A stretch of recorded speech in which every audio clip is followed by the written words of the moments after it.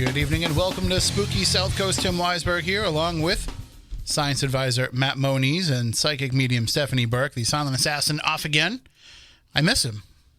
I miss him quite a bit. I wish he was here with us. It's never the same without him. No, it's not, but we will make do, and we will find a way to put on a happy face. And I think I just ran something that I shouldn't run during the Red Sox. Whoops. Hold on, let me check. Nope. We're Sounds good? like it's supposed to be going at the right time. Okay, good. You got to love when I check that stuff live on the air. But that's what happens when the Red Sox are going on at the same time. You know, we have to serve the Red Sox. Right. Because that's the important thing that's going out over the air. All hail the Red Sox. We'll talk The Bills. Listen, I'm happy that the station carries them, but I'm also happy when the season's over and we can just do Spooky South Coast on Saturday nights without having to worry about all that. Right. But I do love my socks. It's a challenge. Yeah, but Saturday day games would be fine. Yeah, agreed. If the entire season was nothing but Saturday afternoon day games, that'd be fine by me. I don't know why we have to have these night games on a Saturday anyway. It's stupid. Entertainment for people. Yeah, but it's better off when they're afternoon games on the weekends, when people can sit around and watch them and then go out and do their Saturday night stuff like watching Spooky South Coast. But anyway, I digress. By the way, we'll start the Spooky Snack Coast portion of the show a little bit early tonight. Are we going to? Well, because I don't know Gift snacks? if you're aware of this. Well, clearly I'm not. What is that? Burger King has a What? taco. So, I don't know. Do you want to try it? I'm scared. Is it warm? Well, it's not warm. It was warm when I got it. I wanna look at it. Like an hour ago. Let me look at it. But Why don't you? Kind of like Kentucky Fried Chicken doing burgers. Right? All right, hold on. I'm going to pull it out. if you want to wait and like reheat it during the news break, you could try it. But I should have bought one for everybody. You probably should have. But- like, can we talk about this thing? Well, hey, listen. I'm glad he didn't listen, I hate buy to it. tell you, that's what a Taco Bell taco looks like. All right, When hold it on. gets cold, I'm going too. to dissect it a little bit. It's got lettuce, it's got cheese, it's got beef. Okay, so it's just a simple crunchy taco with lettuce, cheese, and it's beef. same as a Taco Bell taco. No tomato? No tomato. I don't I don't know how I feel about this. And you know what? You never text me. So did you try the Mountain Dew Sweet Lightning yet? No, I haven't tried it yet. I would have brought some. I kept forgetting to go to KFC and try it. I offered. I figure if I'm gonna do that, I'm gonna go all out, and I'm gonna try the Cheetos chicken sandwich too. You know, I don't know how I feel about that. Matt was telling me the other day, he was in here working a baseball game. Okay, And, I think I have to hand that back to you. I'm not sure how I feel about it. well, maybe we'll heat it up during the break and dissect it into 4s, 3s. No, I don't know if I can do it. There's certain things that I draw the line at. You know what? I probably eat that though before I eat a 7-Eleven pizza or hot dog. Well, there's 7-Eleven hot dogs are fine; those are really good. But there's a long Nobody eats history. gas station hot dogs. Mm-mm. Lots of people do. That's No. why they have to keep putting more out. No. There's a long history of fast food restaurants trying other things that are kind of out of their wheelhouse. So, like, Okay. if you look it up on YouTube, you can see like the old commercials for them, like when McDonald's had spaghetti, Did you see? the mixed spaghetti. We probably should have done something about this, or maybe one of us can take a ride during the break. I don't know if they're open though. You guys were big foodies, in case you can't tell. The McDonald's bags lately, Garbage foodies, that's what we're... and I only know because I ate McDonald's today, which is horrible. But they said that they have all different countries on the menu for a very limited time. So I Right, think yeah. Canada's on there, China might be on there, or Japan or something. Have you tried any of them? No. Why? McDonald's is salty to me. I try to avoid it. Okay. You don't want to try like weird stuff from different McDonald's around the world? It's not really weird. No, it's just they just put it's not that different. Yeah, it is. Like the Canadian one is just like they put bacon on a burger and No, I then they went have to like a an McDonald's. Italian chicken sandwich. Nope, I went to a McDonald's in Canada, and I got their poutine, or their version of poutine, and it's so weird. It tastes like chow mein. Do you know what they call a Big Mac in France? I feel like I'm gonna walk right into this, and I What don't they call, want to. You know what they call a quarter pounder with cheese in France? No. A Royale with cheese. What do they call a Big Mac? A Big Mac is a Big Mac, except they call it the Big Mac. Really? This is all from Pulp Fiction. Yeah. You're so weird. So weird. Why do you think they call it a Royale with cheese instead of a quarter pounder? This game. I'm asking you a question. This game. No, I refuse to take part. Why do you think in France they call it a Royale with cheese instead of a quarter pounder? Think about it. At this point, I've blocked you out completely. Like, it's not happening. So go ahead. Where's your punchline? Why wouldn't they have a quarter pounder in France? Why not? Well, they don't have quarters, so they don't have because of the metric system. The metric system. Okay. It's a real thing. They don't have the metric system there. I do know that. They can't call it a quarter pounder. I never know what to expect. They wouldn't know what a quarter pound is. No. Well, anyway. Anyways, the poutine tastes like chow mein. That's gross. It's actually not bad. It's just weird. For those who are unfamiliar, we live in an area where they put chow mein in a hamburger roll and call it a sandwich. So that is true. That is true. Which is probably the weirdest thing to come out of this area. Think so? It's also not that bad. I haven't had it. I love chow mein, but I haven't had it on a hamburger roll. Not that I think I'd be opposed to it. It's just strange. Yeah, it's no different than having a dinner roll with it or something. You know. You really think that's the weirdest? Well, I wouldn't call that the weirdest. We have a very eclectic area. No, but I think most things, if people tried them, they would be okay with them. I would rather eat a chow mein sandwich than like squid. Yeah, but that's something that people eat all over the place. Like Japanese people eat squid. Pretty much anywhere there's an ocean, people will eat squid. But in terms of like the weird things that we have to offer other people, like if we told them, oh, everybody goes crazy for chow mein sandwiches, they'd be like, what the hell? But, some of the stuff that we have, like when we do our paranormal events and we get pizza, we usually get linguiça or chorizo pizza. And people who aren't from this area will be like, what's that? Oh, it's a Portuguese sausage. And then they try it and they love it. So yeah. I mean, well, you go a lot of different places and people have no idea what like Portuguese sausage is at all. In Hawaii, they pride themselves on the fact that they're a very different, diverse area. Like, Hawaiian food is basically like a bunch of random things from different cultures. And they have a big Portuguese culture there. And they have this Portuguese bean soup. And I'm like, you guys, this is kale soup without the sausage. Do you know what linguiça and chorizo are? You're like, no. I'm like, I will pack some with me next time I go. Do you know what Mozambique is? No. Okay. All right. Well, I will. I'll make you some. I'm a big fan of the punch from Hawaii. The punch? Yes. Why? Hawaiian punch. I'm a big fan of that. I'm a huge fan of Hawaiian punch, and it drives me crazy that everywhere you go in Hawaii and you order fruit punch, I think it's Fanta, and it doesn't taste that good. Why wouldn't you have Hawaiian punch in Hawaii? Because it's not really Hawaiian. I know, but it should be, right?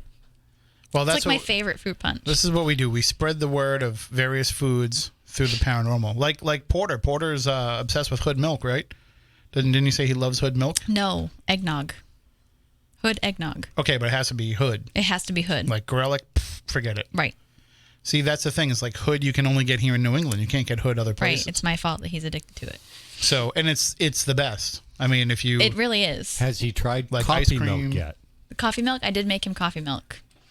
I did. And then I promised his parents I'd bring coffee syrup down to Tennessee so that way they could try it, and I haven't done it yet. I'm still waiting for somebody to bring us Silmo coffee syrup, which was apparently the best coffee syrup in the world, but the family who owns the recipe will not sell it to other coffee. The company shut down, but they will not sell the recipe to anybody else. So I know people who claim to be in the family and say that they know the recipe and can make us a batch of Silmo coffee syrup, but have never actually delivered on that promise. So if they're listening to this show or watching this show, I want my Silmo. Apparently, it was like the best coffee syrup in the world. I've heard this, but there's nobody to really verify it. Well, I mean, anybody that's had it in the past will tell you, we usually say around here, Autocrat's the best. Well, I agree. Autocrat's actual real New England's from Rhode Island, but apparently Silmo puts that to shame. And for those of you out there who are like, "Ooh, what's coffee syrup? What's coffee milk?" But we're not even going to start to get into the chippy with you. Oh, yeah. I was going to bring them up, but I was like, I'm not sure if I should or could or can't or...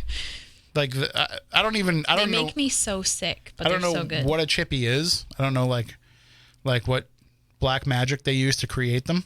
It is because black magic. they're really just pouring, like when you look at them, they put some milk in the cup and then they pour like this secret container into the cup where you don't know where it comes from. But I have not seen it made. I buy it by the gallon. It's basically it's basically just like melted coffee ice cream. Is what it tastes like. You know. Yeah. Yeah. Why don't they make frozen chippies? They probably do. Marisol's doesn't do a frozen chippy? They have never advertised a frozen chippy. It might be like something that you just have to ask for, but they do. Because they have frozen everything else. So. You would think. I don't know. This is what happens to me when I go into Marisol's. I just walk in and get in line. First of all, because I've already fought for 3 hours to get a parking spot. Oh, it's awful. They need a bigger parking lot. I just walk in and I don't even look at the menu because it's so confusing. Yep. And if a menu is written in chalk, I'm screwed. Yeah. Because, like, to me, that is like, there's no way I'm ever going to read it and comprehend it all. So I just kind of walk straight forward and I don't look at anything in the cases. I don't look at anything on the wall. I just am like, can I have a large chippy? And that's it. And then I just leave because everything else would just be too overwhelming. So anyway, if you're coming to New England for the Ocean State Paracon next weekend, which we'll talk about a little bit later on, then I recommend rolling through Dartmouth, stopping at Marisol's Cafe, getting one of those chippies. Imagine if I just showed up with them at Ocean State Paracon. I could charge whatever I wanted for those. I could be like, it's $30 for one of these, and people would pay for it because people go that crazy for them. But yeah, so you can check that out for yourself. Come on up, grab a chippy, grab a chow mein sandwich for yourself. Let's see. Somebody just asked, stuffed quail. Stephanie, why do they put cinnamon sugar on their butter for the dinner rolls at the restaurants in Tennessee? I think the only place I've been that does that is Logan's, and it's delicious and addictive. But I think they also do it at Texas Roadhouse. Yeah, they do that at a lot of places around here. Like any place that's trying to have like a barbecue theme, they'll do that, or they'll have apple butter. I don't know if I've had apple butter. Apple butter's pretty good. I'm trying to think. Goes great on pancakes. I don't remember. But the cinnamon sugar is definitely a problem. But, yeah, okay. We should probably get into some paranormal talk here tonight, which is the theme of the show. And we're going to be joined in just a few moments with our guests, Ron Kolek and Maureen Wood. You know them if you are a fan of anything New England, anything paranormal in New England. You know Maureen and Ron. They're going to be joining us to talk about their latest ventures. And of course, Ron will also be part of the Ocean State Paracon next weekend. And by the way, for those of you who go to the Ocean State Paracon on Sunday, I'm going to be sneaking off for dinner at the end of it. Ugh. At one of my favorite places. Really? Yep. Don't tell me that. Why? Because. You like it there too? Yeah. It's rare that you like a restaurant that I like. I brought you there. But it's rare that you like the food at a place. But I brought you there. Just because you like to go there doesn't mean that you like to eat it. I ate it with you. Right, but that doesn't mean that you. But I said, hey, Tim, this place is delicious. We have to go. No, you just said you were going to bring me there. I like the food. I like the atmosphere, too. It's really That's cool. what I mean. It's very rare that you actually like the food in a place. I could just go meet you because I wasn't invited to Ocean State Paracon. You can absolutely meet me. I'm sure there'll be some other folks that go as well. Yeah. Whoever's around and wants to go, especially whoever wants to buy me dinner. I mean, that's the thing. Like, if you want an invite to my favorite restaurant down there, then all you have to do is just volunteer to pay. Yep. And I will definitely tell you where it is. So basically, anybody that wants to have dinner with Tim, you just have to pay for his food and he'll go with you. that's kind of the standing rule anyway. I think that's a Moniz rule, too. Yeah, that's pretty much the standing rule. Like, if you ask me to go and you say that you're going to pay. So now I'm torn, though, because I have two favorite restaurants. Because that's my favorite restaurant. That was my favorite restaurant before, but now with Charred Oak, I have a new favorite restaurant. Right. So it's like Which now, we have to go to, and I'm not buying your dinner. Now it's my favorite restaurant in Rhode Island, and then my favorite restaurant in Massachusetts is how I'm categorizing them. So, although I also went to the other place in Newport, the White Horse Tavern, right? And the food there was pretty awesome, too.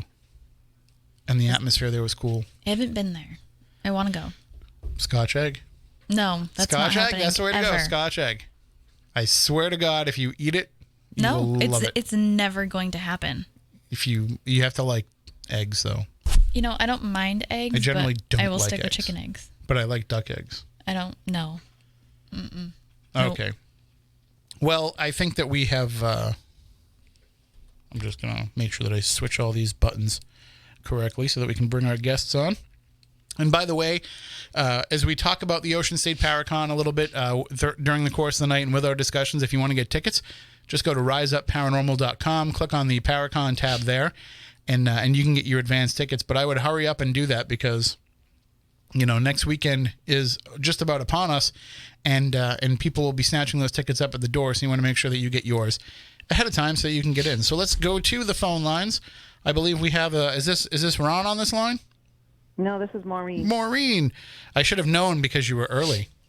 Yeah. See, you're getting to know us very well. We'll wait a few more minutes, and then Ron will probably join us. But thank you for joining us tonight, Maureen Wood. And have we had you on Spooky South Coast before? Yes. I think so. It's been a while. Okay. I know that we've had Ron on way too many times already. Well, I'm not even going to comment. But Ron is a great guy. He's, you know him, you love him. Put it that way. He is, and for those of you who have never heard him on the show, he likes to pick on me, and pretty much pick on all of us. So that's why I'm trying to make sure. Hard to believe. Trying to get my shots in before he gets on the phone line. But thank you for joining us, and I think we're going to have a pretty fascinating discussion. But while we're waiting for Ron, why don't you give everybody that's listening a little bit about who you are and your background? Okay, so I have worked with the New England Ghost Project. It's scary to even think about. So about 17 years. And I am a psychic medium. I've started working with Ron early on.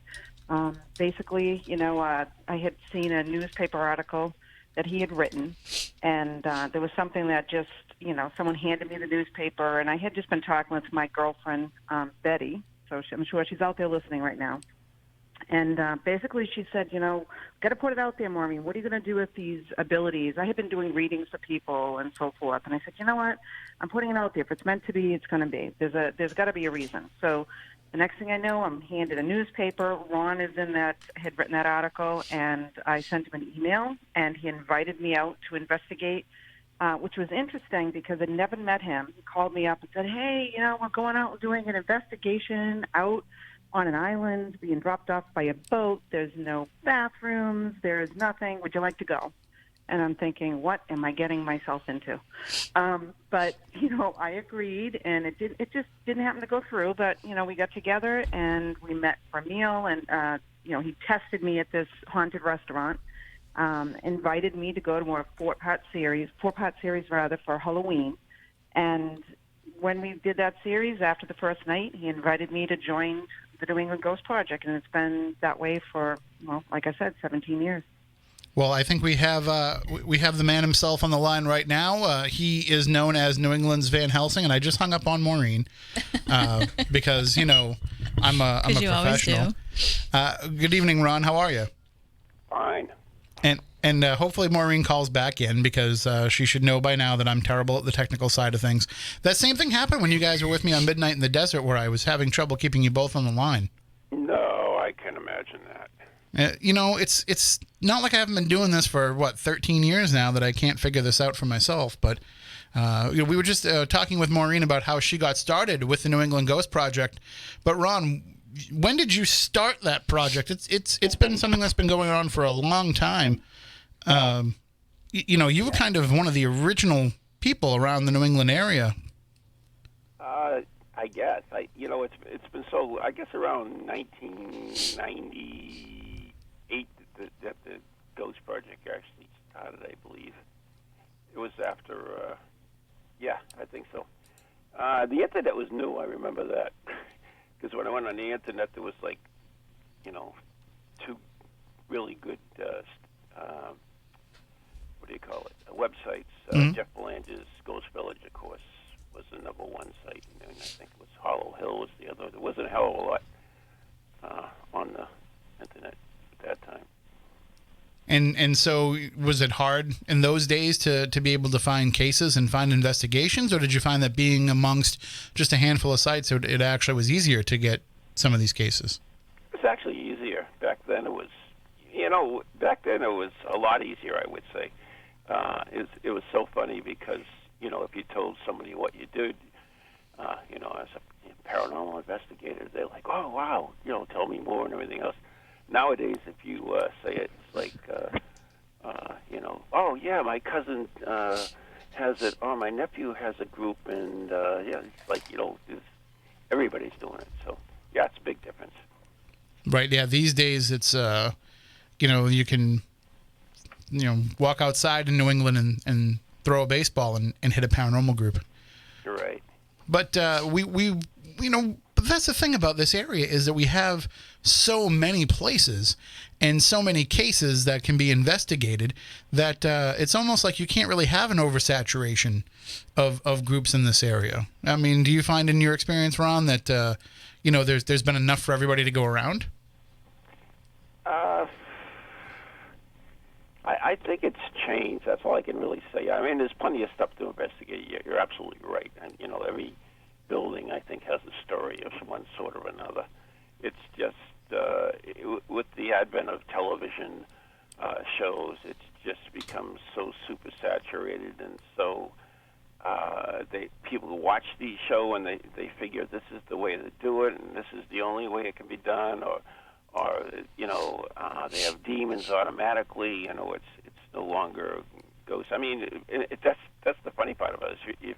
Back when I started, nobody had demons. To be honest with you, if there were any demons, the Catholic Church was investigating them. Mm-hmm. But that was pretty much it. But now, everybody's got demons and nasty stuff everywhere. I don't know. Maybe it's getting towards the end of the world, and all these demons are coming out from their hiding places. Who knows? Or it could just be that they need something a little bit more sexy than the regular. Yeah, that's the thing. I mean, I really believe that that people need a little bit more. I mean, you look at the Ghost Hunters. I mean, when they first started doing it, they were one of the first TV shows. I think Most Haunted was primarily, I think, on before them. And actually, I had the first commercial ghost hunting reality show back on WNDS before even the Ghost Hunters. But anyways, if you look at the Ghost Hunters, when they first came out, they would go out and they'd go and do their little investigation. Then they would say if the place was either haunted or not. And then it became, pretty much every place was haunted, and pretty much it became all nasty stuff and demons, and it escalated. It started off, like, oh, I'm not sure if there's anything here or not, until there's this stuff everywhere. Right. That has been a big sea change in the way that it works, is that, now it used to be that we would see some cases where it wasn't paranormal, so that we would learn kind of how to differentiate, and the viewer could actually kind of see, oh, maybe sometimes the creaks that are happening in my house aren't a ghost, and I should look into other avenues of what they could be before I call a paranormal group to. Then suddenly, we only saw the episodes where paranormal stuff was happening. Mm-hmm. So I agree with you, absolutely. And I think we lost Maureen again. I didn't even press any buttons that time. That wasn't me. I didn't press anything. But what was that like for you then, Ron, when you were watching some of these shows come out and you're watching these people, make it onto television?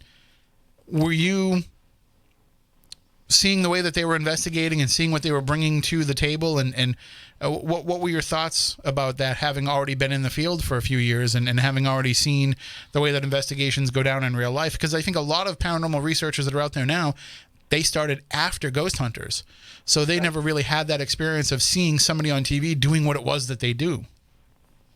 Right, and I mean, to be quite honest with you, I really don't watch many of these paranormal shows, if at all. The ones that back in the day when I first started, the one I loved was Most Haunted, because it wasn't so much about the paranormal as far as the ways of paranormal investigating, but just the entertainment value. I mean, going to the cool sites and hearing the history from Richard Felix, and then having Yvette scream and run around all the place, and have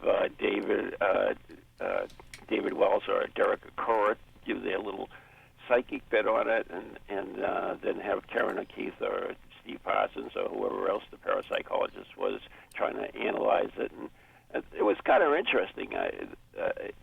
Strictly on an entertainment value, I kind of didn't even use it like as far as my own paranormal investigating. So I really didn't fashion it after the Ghost Hunters or after Most Haunted or anything. It's just kind of reading and studying those who had done it before there was TV. And Maureen, for yourself, I mean, did you watch some of these shows yourself and see the way that they were? I mean, I know that Most Haunted was a show that utilized people that had abilities such as yours. Ghost Hunters shied away from it for a long time. Oh, yeah. Some of these other shows did, but you must have seen that, Maureen, on Most Haunted and seen kind of how they treated that as part of the investigation. I've only watched some of those shows maybe once or twice. And part of the reason for that is so that I was true to myself. Mm-hmm. I mean, I didn't even want to have my own subconscious kind of playing into something I might have seen on television and the way another group did it. It was more for me. And that was how I kind of kept up with it. And I heard about it, don't get me wrong. I mean, my friends of mine would say, oh, wow, I saw that show and this is what was happening. And, so I'd hear bits and pieces, but it wasn't like I would sit down and watch it religiously. And Ron, for yourself to incorporate Maureen into your investigations, if you go back into some of the previous investigations of some of those who came before us, you look at Harry Price, you look at Hans Holzer. These were guys that always incorporated mediums in what it was that they were doing and utilizing them as another avenue to be able to research and verify what it was that they were encountering. Was that kind of your mindset in going into investigations with Maureen to kind of follow in that same tradition, or were you just doing what kind of felt right? Oh my God, don't say it, Ron. The interesting thing about it, Tim, is I really never thought about using psychics at all. It was, to me, they were all charlatans that worked at the beach. I hope there aren't any gypsies at the beach listening now. But anyway, doing fortune telling and so forth. But I met Maureen, and she asked to go on an investigation with me, and I said, well, I got really nothing to lose. I can listen to hear what she says, and if she can give me anything, that'd be great. It's another tool in my toolbox. So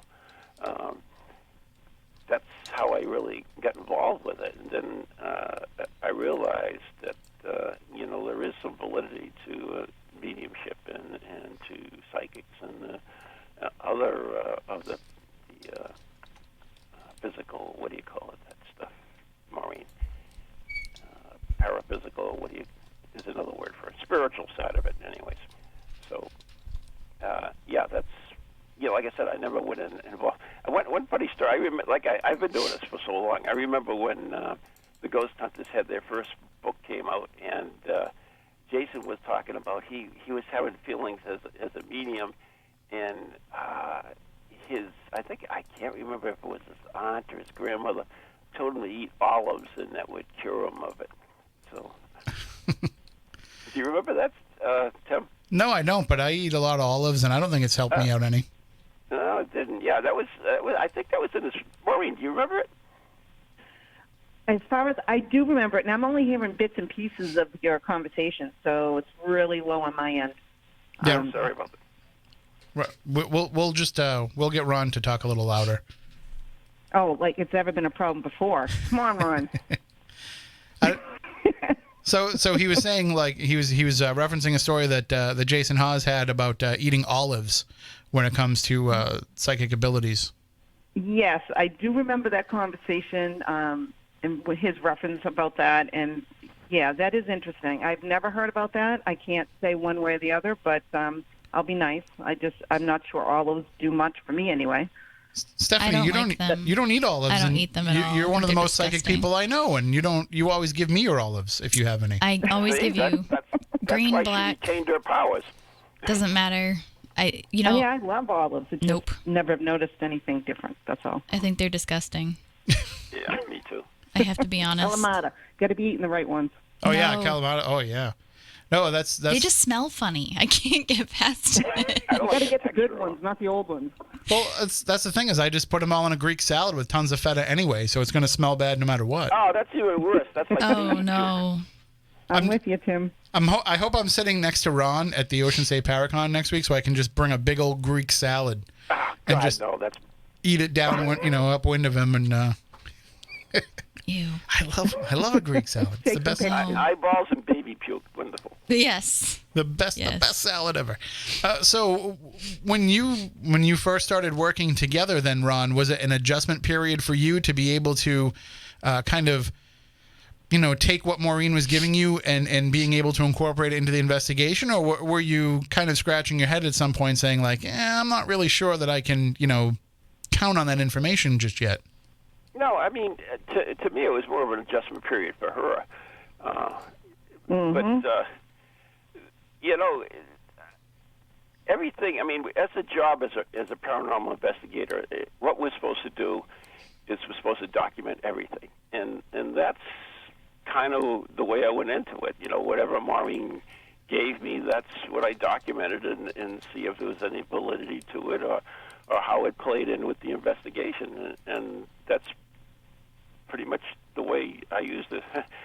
Sounds like I use it. Tim, they work with us. I will say, over time, at first it was a really big adjustment period for both of us, I think, right? Because I think, when I started working, the first night I did an investigation at the Wyndham restaurant with Ron, I had a pendulum. And that was great for Ron, because Ron, to have something for anybody, that's visual, so you're asking a question, you're getting a response.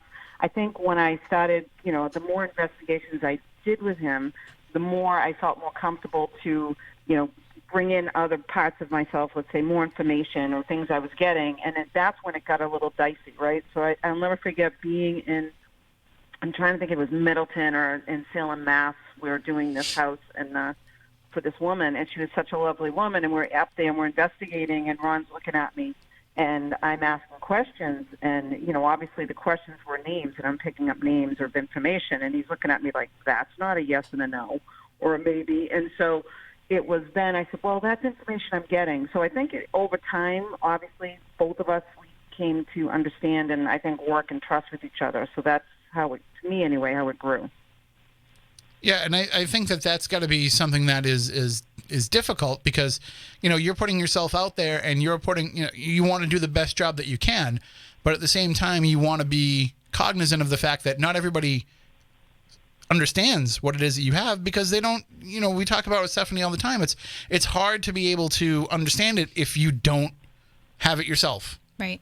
And I suffer from that a lot where, people will, obviously, somebody like yourself, Maureen, somebody like Stephanie, people that I know that have been doing this for a long time and have worked with people that I know and trust. And, I can kind of take that leap of faith a little bit more. But when I'm on an investigation that's, just like an event where we're, selling tickets to an event and somebody comes in and says, well, I'm a psychic medium and I'm picking up on this and I'm picking up on that. My first inclination, no offense to anybody out there, is to tune that out. Right. And not listen because it always happens. I don't know you and I don't know anything about you. So there's, right. I'm sure that you were hitting that same wall a lot of the time, not specifically with Ron, but maybe with some of the other people that you were investigating with, or more importantly, the people you were investigating for. Yeah, I think, to be honest, and Stephanie, I'm sure can agree, I'm not quite sure, Stephanie, like when you've had your abilities, if it's been all your life, but those are the roadblocks you hit all your life. If you've grown up with abilities that just, I think everybody has it, but I think some people maybe have it at a younger age and maybe stronger than others. And then it's an adjustment even then. I actually have a neighbor that I'm working with because of her granddaughter who is very sensitive and has all these different, spirits or entities that she picks up on. A lot of times I think she's bringing them in. But the point is it's discernment, right? She doesn't understand what she's doing. And even if she does, people around her think she's crazy. So it's scary, right? I think it's an adjustment through your whole life. I think it's finding who you can trust, knowing, what you can say, where you can say it. It's not even being confident in yourself, but, working in an environment, for instance, I've worked in the technical field with engineers for many years, and that's been a struggle. So I think it's everything is a learning curve. For me personally, I've had my ability since I was born. It's run through 10 generations of my family that I know of, and I didn't know I was different. And I think that was the toughest thing for me. Exactly. I know my mom used to send me to preschool and say, actually it was Catholic preschool, so that was like 10 times worse. And she used to say, honey, don't tell the other kids what color they are. Don't tell them who's around them. Have a great day. I'll pick you up at 2:30. Don't get kicked out. Bye. And it was every day because I was 4. How do you tell a 4-year-old? I have a 4-year-old right now, so it's hard. They don't have a filter.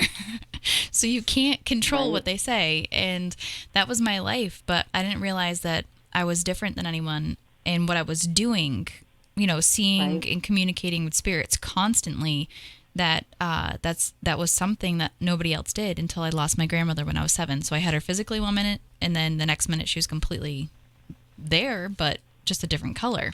So it was really hard for me.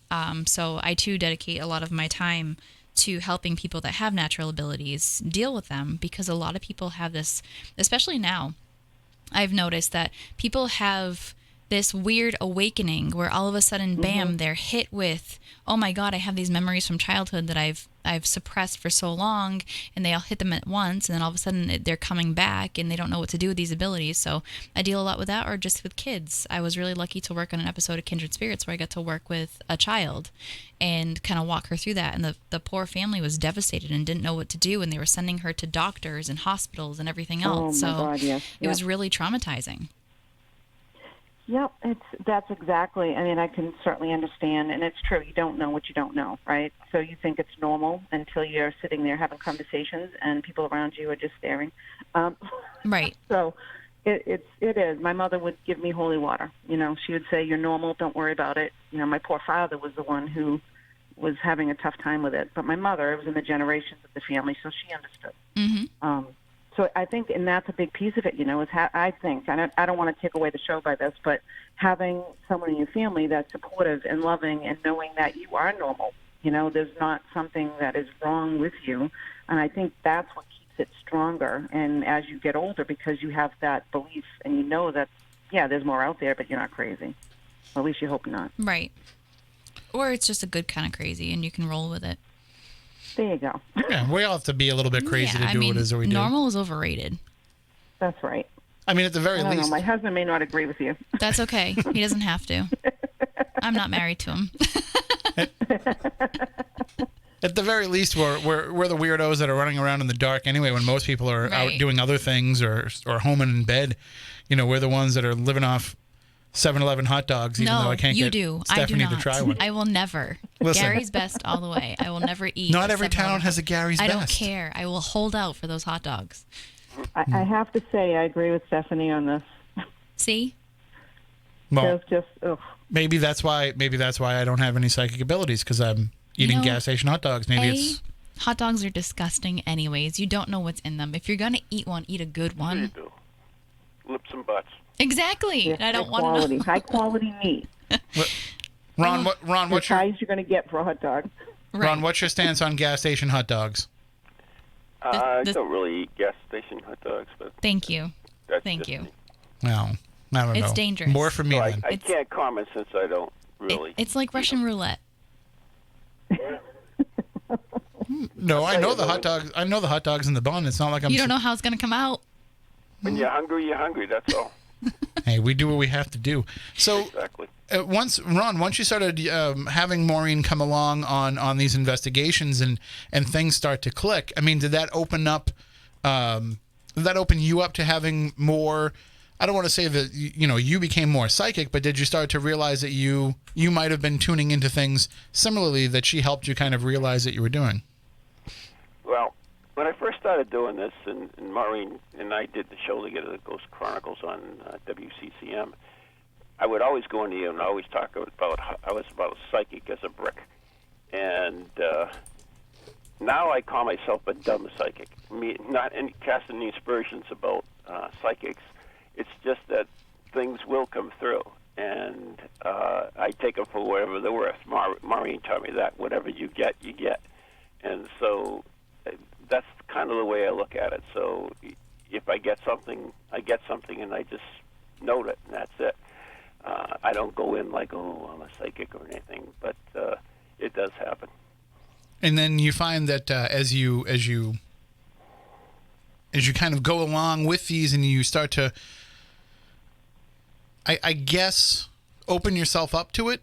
I mean, I know that I was somebody that was pretty close-minded about psychics till I started working with Stephanie and working with some other psychics as well. But I really was closed off to the whole idea of mediumship working, and it wasn't like an instantaneous thing for me. It was a struggle to admit that, yes, this was happening, and yes, it was, opening up this whole new avenue of investigation. And I didn't want to take that leap at first. No, you were tough. Was it the same way for you, or did you kind of, realize what was going on and kind of jump in with both feet in terms of, what having Maureen there could bring to the investigation? Well, the whole thing about it, what I went into, I mean, I didn't believe a lot about the paranormal in general. But just because I didn't believe anything doesn't mean I'm not going to be open to it. And that's exactly what I did. If I'm going to criticize something or say it's, it doesn't exist or whatever, I've got to at least study it and learn about it. So that's the way I went into it. And I've been that way ever since.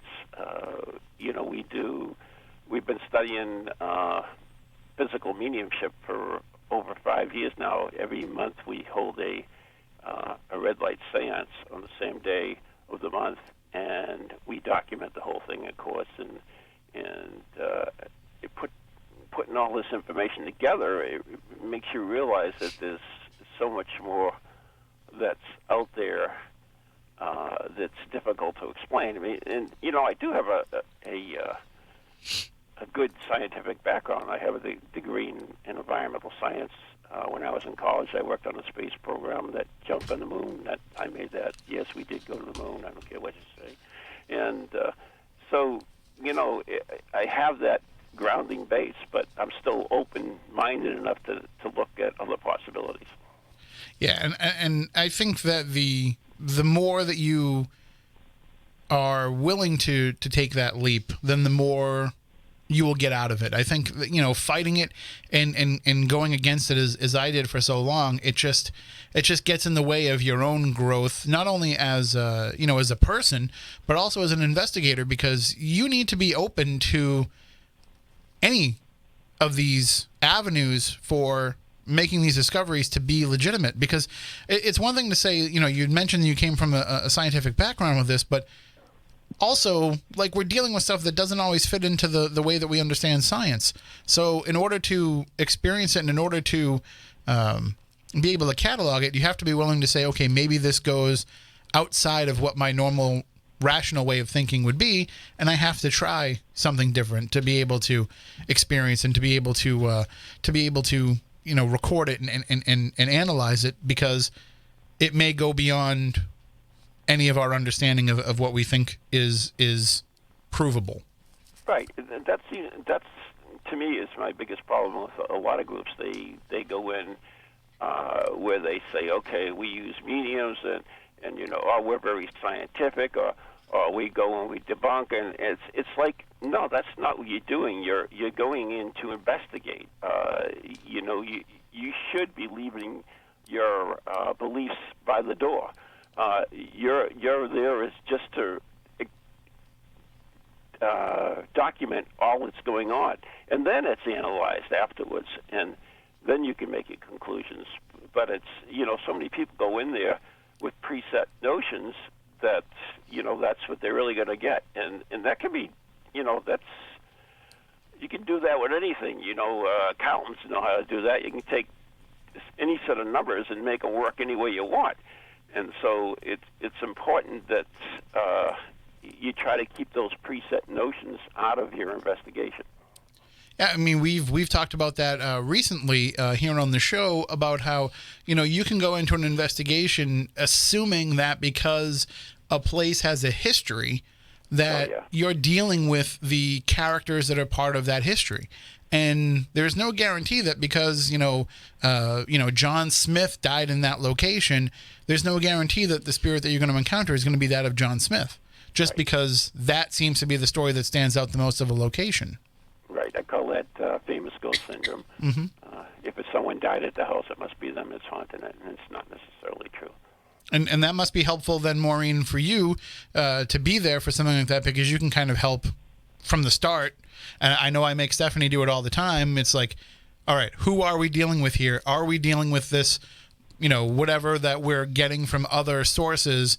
Is that who it is that we're dealing with, or do you think that it's somebody else? So it's kind of like a little bit of a cheat sheet to the investigation to have somebody like yourself along for the investigation. Well, there's no point in wasting time trying to communicate with something that isn't there, and then you don't get any responses. So then people that aren't very intelligent jump to provoking or being negative or nasty, and it's like, if you just bring a medium in, they'll tell you exactly who's there, what they look like, and what they want to talk about, and then you have an entire conversation and you get to go home happy.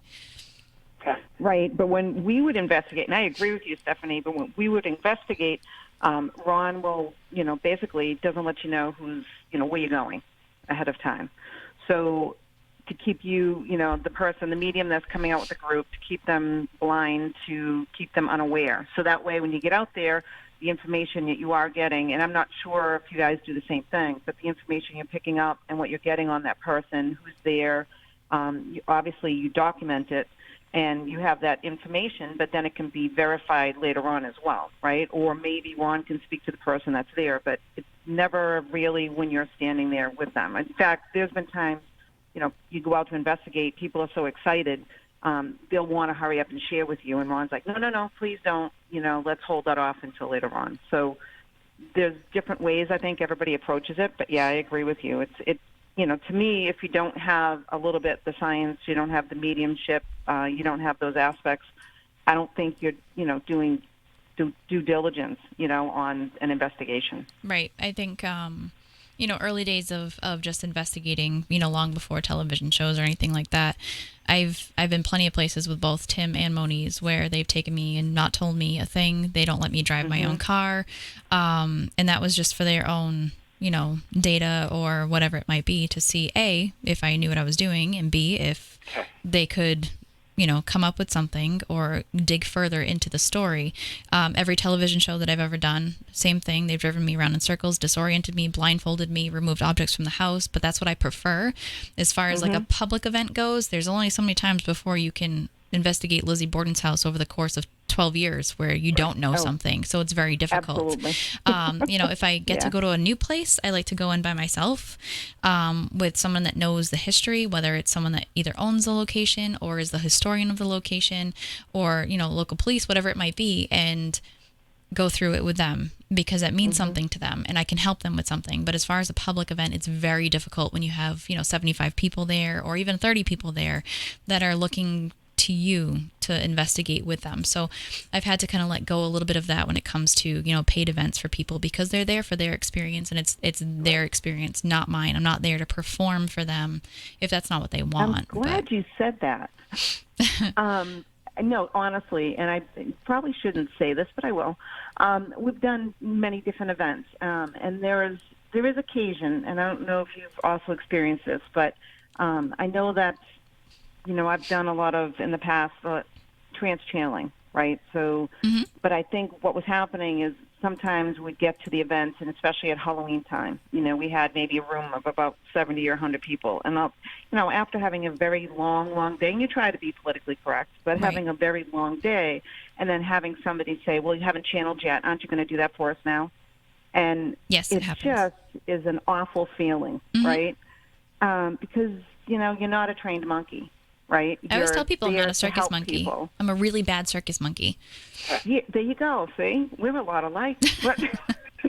Well, I'm also, I do the trance mediumship too, so it's very difficult. Okay. And the one, we'll say like parlor trick I pull out at most events will be table tipping, because it's a little bit easier on me, but it's also something for people to view physical mediumship. I have not done transfiguration or anything like that in probably publicly maybe a good 7 years, because it's really difficult. It is. And that's only, like, I would never mix that with investigation because it's too much for me personally. It's just by the time, like, I'm done traveling and everything else, I'm dead, and I just need as many cheeseburgers or slices of pizza that I can possibly get my hands on in order to recoup. So I understand what you're saying. It's very difficult. It's hard, and that's all people expect is the one thing that you can do, because it's the one thing that you can do that's different than everybody else. And everybody's used to watching TV shows that have, people standing in the dark looking at blinking lights and saying, "Oh, did you hear that? What was that?" But they're not used to watching something like you or I do. So it's fascinating, and it's much more fascinating because something can happen. So it's hard. It's hard to be in that position, and people don't realize it. Right, exactly. So what do you think of that, Ron? What? Welcome. Well, but I think Ron understands. I mean, coming into this, if you're the right kind of, if you understand what it is that Stephanie or Maureen go through when they're on an investigation, it's easy for us, Ron, to say, well, we understand, we work closely with them. We know when, we can see when they're putting themselves in a situation where it might get dangerous for them to try to utilize that energy. I know Stephanie needs to have, like, she always says she needs, like, greasy cheeseburgers before she can keep going with that or something like that. Ron, when Maureen might be pushing herself a little bit further than she should. Right. I mean, when Maureen trans-channels, she opens herself totally, and we don't always get good guys that come through. She's thrown me across the room before. She's dislocated my finger before. I mean, I'm sure there's some video on YouTube. You can see her. And it's always the spirit, Tim. Yeah, it's never Maureen doing it on her own. Right. But, anyways, so, it's... People say, well, aren't you scared of that? I said, no. That's what I do. I mean, it's just like... The way I look at it, it's just like if you were a surgeon and you're working on a child. It's you're not involved in it emotionally. You're just involved doing your job, and that's kind of what it is. And having Maureen trans-channel spirits that don't like me once in a while is not a bad thing. It helps me understand what it's like on the other side. That they're just people too. There's some people that actually don't like me. Well, do you find on some of these investigations that you're on with each other, are there spirits that come back? Some of these spirits that don't like you, Ron, again and again and again, or are the spirits pretty much location specific in your experiences? No, I don't believe in. Well, I shouldn't say that. I mean, we kind of like say, a place is haunted where a spirit can't leave and stuff like that. But there are a lot of spirits that can go pretty much anywhere they want to go, and we've run into many cases. I mean, and when we wrote our first book, is one of the chapters that we did on it was because we had run into this spirit that called himself General Beauregard up in Haverhill. And we went into Madison, Georgia to look for his particular grave at the time and everything, but we couldn't find it. But that being said, I mean, we have other spirits that do dog us. I mean, for instance, in this red light seance that we've been running for over 5 years now, there is a particular spirit that is in that area who definitely doesn't like me. And pops in every so often, or tries to pop in different times. So, yeah, they're not. What's the word? They're not stuck in one location as many people think they are. A lot of them can pretty much go where they want to go. And Maureen, for yourself, I mean, can you kind of tell when you are entering into a place or entering into an investigation? Can you tell when some of these particular spirits may be around? Yeah. Now, are you referring to the ones that we have encountered before? Yeah, the ones that don't like Ron specifically. Oh. That's easy. No, I'm kidding. Actually, it's interesting, right? There has been a few times rather, that a certain spirits would come, and to me, it feels like a signature. Just like everybody has a unique signature when you're writing your name. For instance, I've done readings, and I'll do a reading for someone, and I may not see them for years, and if someone decides they want to come, a spirit that's passed, come back for that person, it's almost as if you feel that signature once again, right? And you can identify the person. So there has been a couple times that we've had, like Ron said, a one particular spirit that, maybe they know that situation. Ron's there, I'm there. It's an opportune time to try to make their presence known. So you can feel that energy, and it just, it may not come at once, but it's almost as if they're hovering around us, waiting for that moment to kind of show up.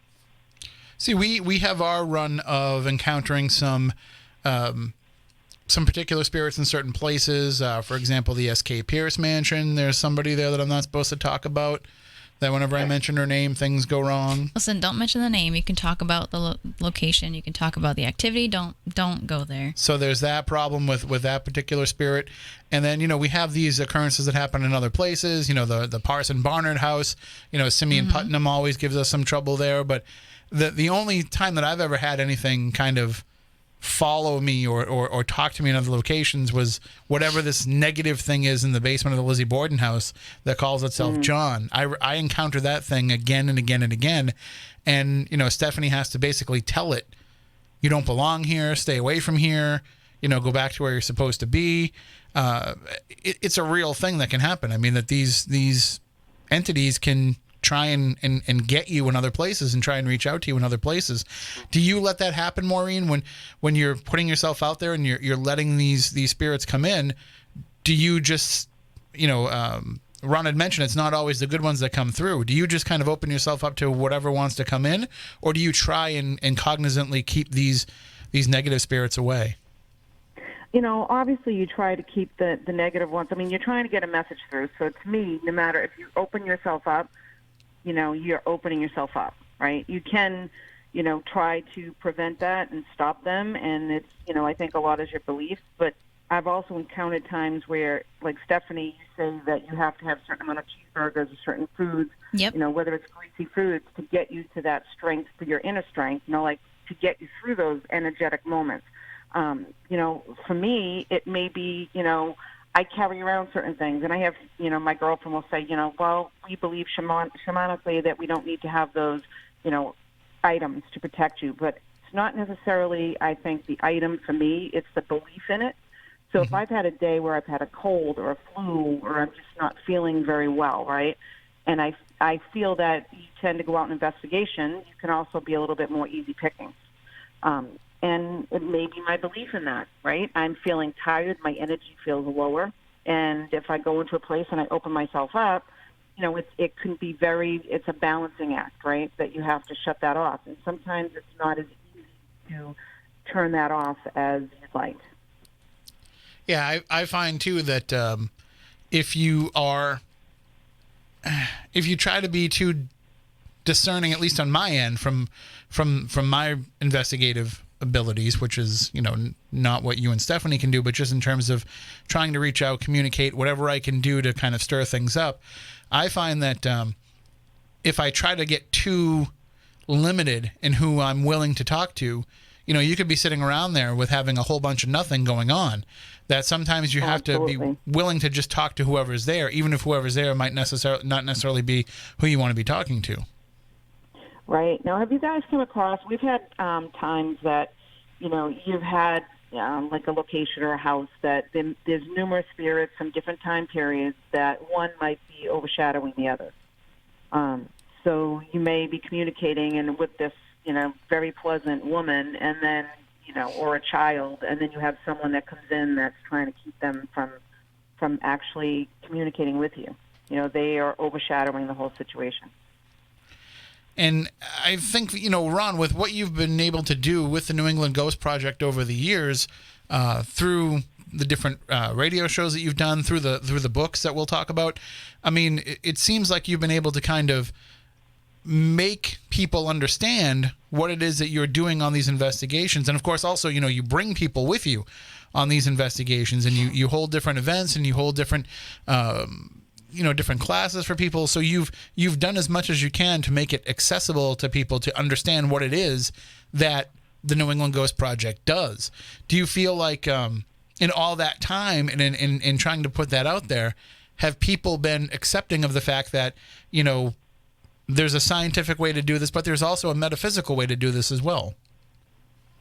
I think so, but ever since I started it, when I first started the Ghost Project, of course it started as a TV show, like I said, and so I've always been, the purpose was partly education, and that's why we've always had, a press embedded with us, and reporters and whatever, but the whole purpose is not for us to tell you this is the right way to do it, this is the wrong way to do it.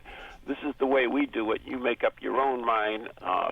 Is this all bunk? Do you think it's bunk? Or it's up to you to make up your mind. And so that's why we've kind of always been, press friendly, is to allow people to come in and make up their own mind of what they're going through. And we've been successful. We've really helped a lot of people over the years deal with problems that they didn't know who or what to talk about, and also with the TV shows that are out there have helped as well. Getting the important thing is getting the information out there, and but the bottom line is allowing the people to make up their own mind. And getting just one quick question on spirits and discerning spirits and stuff. A lot of times when we do an investigation, we will have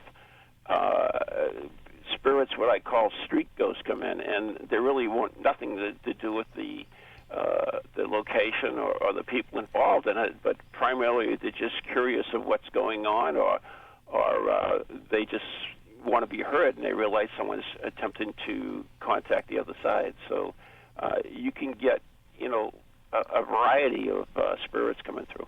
Yeah, I mean, Maureen, Stephanie's used the term before, like a flashlight in the dark, that when she turns on these abilities, that's what happens.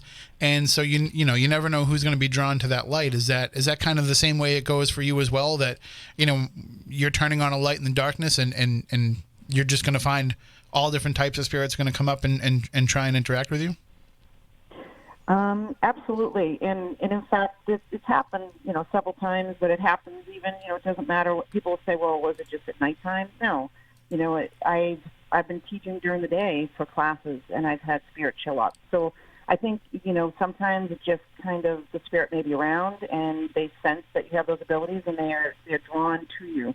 And sometimes, as Ron said, you have those investigations. I remember the one we had at the Wyndham, where we had a group of us, communicating, and there was, a handful of women, and, the grandson was there and so forth, and their loved ones were coming through. So, hey, this is the perfect time. There's times I wonder if during the day that person's not sitting there discussing their plans for the evening, and, it's just the spirit happens to be listening, and wow, this is the perfect time to come through, right? Because someone's paying attention to me. So I think that happens quite often. We did an event with UTEM up at the Houghton Mansion, and we were doing communication in the with the Mason's place, and it was really interesting because the spirits that came through were all people's grandfathers. They just popping through, and it was really cool because there was one guy there was thought this whole thing was all bunk and everything else, and he was a lawyer, in fact. And he even had the suede elbow patches on his tweed jacket. You remember that? Yep. Yes, and his grandfather came through, and he's blown away. It was almost crying. It was so you never know the reason that things happen. Yeah, and that's the thing. I've actually had. I mean, Stephanie tries not to do it because she doesn't want to be rude to the living or the dead. But I've seen her actually have to say to people's family members, okay, we'll get to you later. Right now we're trying to, talk to this person, and maybe that's something that, because Maureen, sometimes when you're around other people and it's somebody's relative coming through or somebody that has a personal connection to somebody, it might not necessarily be a conversation that's meant to be in front of the entire group. Oh, absolutely. There's many times I've actually tried doing platform readings, and I have to say I'm not sure it's my thing. And a lot of that has to do with the spirits that tend to come through and those personal, private conversations that are not meant for everybody to hear. Right. And it's my own fear. It could be more my own fear. Maybe there's a gentle way to handle it. Plenty of people handle it great. But for me, I sit there and think, I don't want to turn it off, right? And I don't want to use a really bad phrase, but sometimes things just come through, and I don't even know what I'm saying. So right. It just starts going on a roll, and if it gets really deep, it could just come out, and I don't want it to be, in a group of people so that they're embarrassed. And that's what's funny about it is like you'll do like mediums will have like a gallery reading and where people pay money to come in and have this experience, and then somebody will, the medium will say something that the person didn't want the whole group to hear. Right. And then they get all upset about like, well, I can't believe that you mentioned that in front of the entire group. It's like, but that's what you came for. Like if you don't want people to know you're pregnant, don't come to a gallery reading. Right. Exactly. If you don't want people to know what you're having, don't come to a gallery reading. Well, absolutely. One of the times it taught me, I think we're all learning. I think if you say you're not learning, then you're not being true to yourself or anybody else. I think if you're being open to learning, I did a gallery reading for this close family member, and we got to the house, and I explained to them, if you're not comfortable and something comes out, then please let me know and we'll talk about it later. But I have to say, this one girl kept saying to this other girl, no, I want it to come out. Well, her husband had committed suicide in front of her, and it was horrible. And as that started, I could start feeling that. I told her we'll talk later. I wasn't comfortable to share that in front of the group of people. It's not meant for everyone. It was meant for her, right? So after that, I thought, I'll take more training. Maybe I'd like to be able to do platform reading. But again, it's not me. I mean, it's great for others, but not for me. Right. I think it's who you are as a person, and the discretion that you would use in your everyday life is what you use when you're still reading. You're still human. And I remember standing in front of a group of about 50 people, and I said, I have a young man here that committed suicide. And, I described what he looked like, and the half of the room raised their hand saying that they could identify with that, and none of them knew each other. And at that point, I stood there and I stared at them all, and I didn't even know what to do or say, because it's like, I have to get to the bottom of who this belongs to, and I have 25 people, roughly, wanting to claim that. And it's an eye-opener for you, because you realize how many people are dealing with this and how many people are hurting and grieving. And, I have to understand that people hurt and grieve in different ways, and my job is just to deliver the message. So I've had to kind of force myself to get over that, because it is awkward. On the other hand, I showed up to do another gallery reading, probably about the same amount of people, 50 people, and I said the name. I said, there's a man here named Michael. I said, he committed suicide, described what he was and what he looked like and everything else, and no one raised their hand. And I said, okay, this belongs to someone. I said, and if we don't want to talk about it, we don't have to. I said, but just please acknowledge that it belongs to you and we can move forward. And I saw one group of people, whispering amongst each other. I said, obviously it belongs to you. And they were so dumbfounded that he had come through to them, because they were expecting somebody else, which is fine. Right. And they didn't, they wanted to talk to him, but they weren't, they're picky choosy about who they wanted to talk to, which is completely okay. But, it's a tough subject. I mean, there's no other way to put it, and people don't realize that you have to carry that home with you. I kind of I relate it to people that work in the hospital, doctors, nurses, and they have to deal with the death or the emergency or whatever it might be. They take that stress home with them. You can still take those feelings and those emotions home with you, because you're human. Whether or not you remember what you said, you remember how it made you feel. Oh, absolutely, and it's a good point. So there's many times it is. I mean, you do readings for people, and, it just makes you very aware of how much pain and suffering that people endure on a daily basis. Right. And it's sad to say that when you're done with that reading, not that you feel, I'm so, you do feel I'm blessed, right? So it makes you really realize how blessed you are in your life. I had a tough time reading for parents that lost children right after I had my daughter. And that's just because I mean, hormones aren't right or anything anyways for like at least a year after you have a child, but it was still really difficult. And I remember even about last year when she was 3, it's just hard. It's hard to deal with grieving parents, knowing like that can happen to anyone and you don't want to think about it happening to you. And it's tough. And I had to do my job and I did it well, but it's emotionally draining. I have a Absolutely. question. I have a question, Maureen. Have you ever come across a spirit that does not want to talk to the person that's there? I've had ones, I wouldn't say so much not wanting to, but not knowing how. Yep. Right? Because, and again, you're learning. I did a gallery reading at this home, and I want to say it was Portuguese. The father was Portuguese and didn't really have a very good English, language. He wasn't his first, words or language. He's trying to tell me everything. And it's interesting because, to me, it's a two-way conversation, right? You have to have someone who can speak with you and you can hear them or relate to them. And you wouldn't think that words would make a difference because it's really not words, it's thoughts, it's emotions. But he had just passed, and I think for him it was more he was trying to speak. He didn't understand. So I wouldn't even take money from this woman, and I said, I just feel really bad because I'm not feeling like I'm giving you a response. I know he's here. And then I said, but if I get information, I'll let you know. And it happened that night I dreamt of him. He came to my dream. He was telling me everything. He was showing me everything, which was great. But it was just at that moment, it wasn't coming through. And again, it was because they didn't know how, or they're almost not trusting sometimes. You'll get other family members that'll stand there and push them out of the way because they'll stand back and wait and see what happens. To me, they're still, I wouldn't say, they are human. They're still a soul, and they still leave with some emotions that they had when they were here, too. Right, especially right after they pass. It takes them a while to shed those. Yep. I usually liken it to if somebody comes to me for the first time, they've never had any of their past loved ones come through in a reading ever before. I always tell them it's kind of like standing at a 7th grade dance and everybody's standing against the wall and nobody wants to step forward. They just want to stare at you. And, That's a good way to put it. Having to explain to them, like, this is what you need to do.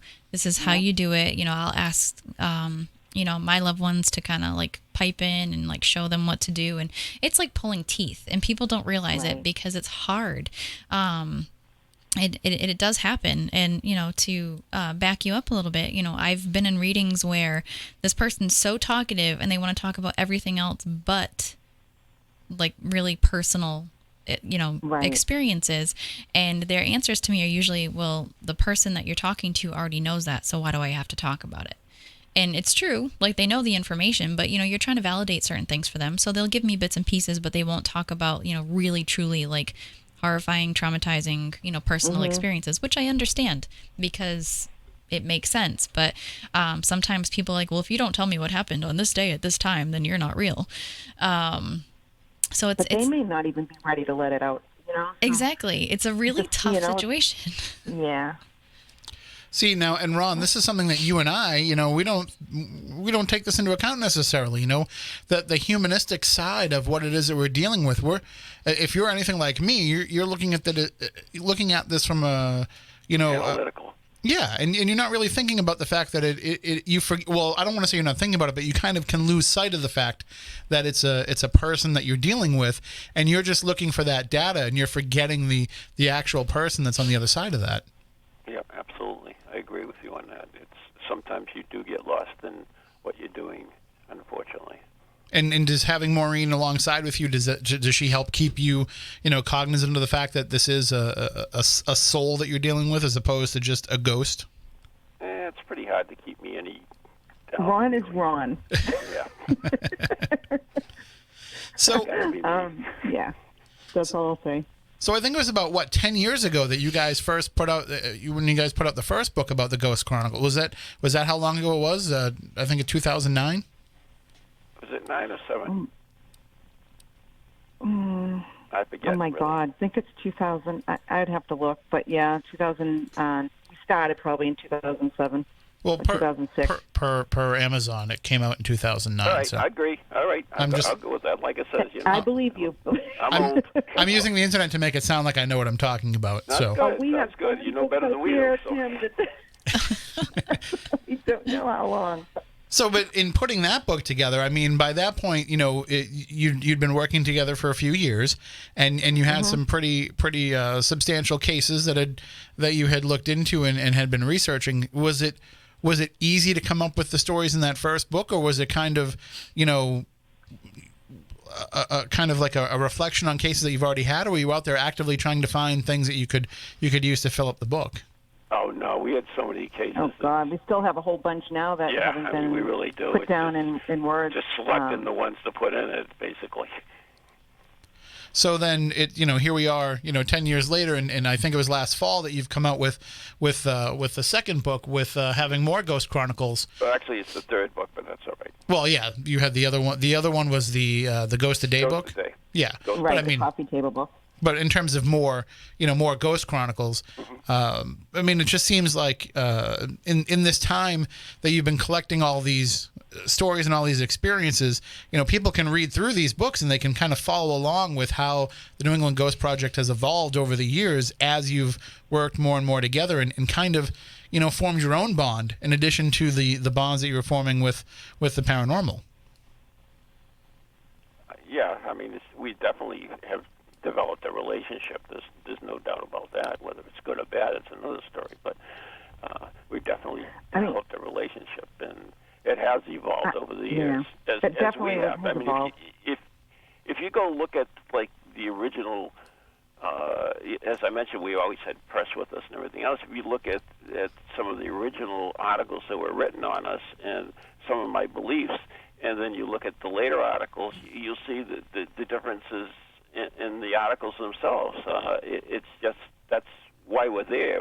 We're on this earth to evolve and to learn, and if we fail to do that, then we're really not doing our job, basically. And it seems too like you mentioned the press, Ron, and being able to work with it. And in the stories that I've read about you and your work and your team over the years, you seem to have avoided a lot of the Drama. Well, that too, but also a lot of the tongue-in-cheek stuff that most writers will put into stories when they're writing about paranormal things. I don't know if it's just your approach and the way that you interact with them, but it seems like, you've never had to deal with the stories where they start off with, who are you going to call when things go bump in the night? Ron Kolek, like you've seemed to been able to bring a levity to this that I think that the press appreciates and understands and then reflects in the reporting. I guess.